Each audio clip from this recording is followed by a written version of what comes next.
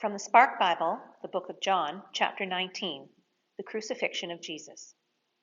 So they took Jesus, and carrying the cross by himself, he went out to what is called the place of the skull, which in Hebrew is called Golgotha.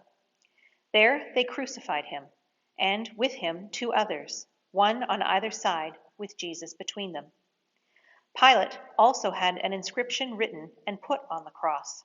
It read, "Jesus of Nazareth, the King of the Jews."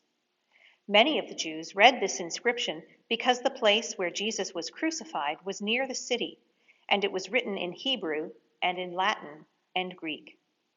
Then the chief priests of the Jews said to Pilate, "Do not write the King of the Jews, but this man said, 'I am King of the Jews.'" Pilate answered, "What I have written, I have written." When the soldiers had crucified Jesus, they took his clothes and divided them into 4 parts, one for each soldier. They also took his tunic. Now the tunic was seamless, woven in one piece from the top. So they said to one another, "Let us not tear it, but cast lots for it, to see who will get it." This was to fulfill what the scripture says, "They divided my clothes among themselves, and for my clothing they cast lots." And this is what the soldiers did.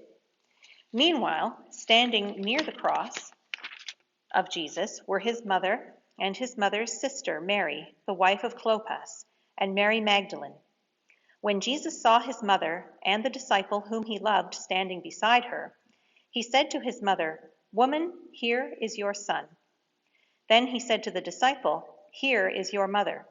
And from that hour, the disciple took her into his own home.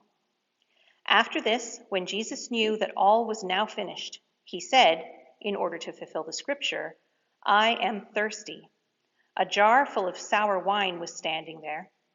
So they put a sponge full of the wine on a branch of hyssop and held it to his mouth. When Jesus had received the wine, he said, "It is finished." Then he bowed his head and gave up his spirit.